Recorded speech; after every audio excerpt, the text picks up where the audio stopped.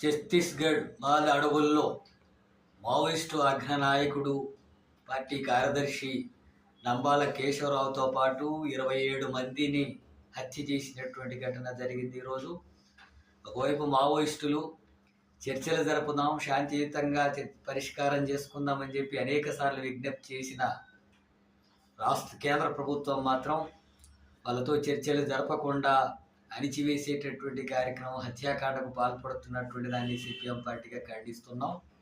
ఒకవైపు ఉగ్రవాదుల విషయంలో కూడా ట్రంప్ లాంటి వాళ్ళు చెబితే కాల్పుల విరమణ చేసినటువంటి ప్రభుత్వం, దేశంలోనే ఆర్థిక అసమానతలు ఉన్నాయి, దోపిడీ ఉంది, పేదరికం ఉంది, భూస్వామ్య వ్యవస్థ ఉంది, కుల వ్యవస్థ ఉంది అని చెప్పి దాన్ని నిర్మూలించడం కోసం వివిధ మార్గాల పోరాటం ఉన్నా వాళ్ళు సాయుధ పోరాట మార్గాన్ని ఎన్నుకున్నారు.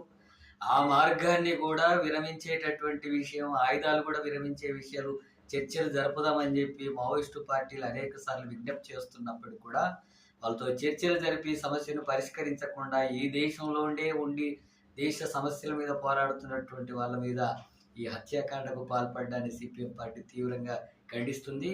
ఇప్పటికైనా ఈ నరమేధాన్ని ఆపాలని చెప్పి కేంద్ర ప్రభుత్వాన్ని డిమాండ్ చేస్తున్నాం. ఒకవైపు ఈ హత్యలని అంతా కూడా సమర్థిస్తూ పాశవిక ఆనందాన్ని పొందుతున్నాడు కేంద్ర మంత్రి అమిత్ షా, అట్లాగే ప్రధానమంత్రి. ఇది సరైనటువంటి విధానం కాదు. ఈ హత్యాకాండాలను ఆపాలా, ఇప్పటికైనా చర్చలు జరపాలా, శాంతియుతంగా ఈ సమస్యలు పరిష్కరించేందుకు కృషి చేయాలని చెప్పి సిపిఎం పార్టీగా కేంద్ర ప్రభుత్వాన్ని డిమాండ్ చేస్తున్నాం.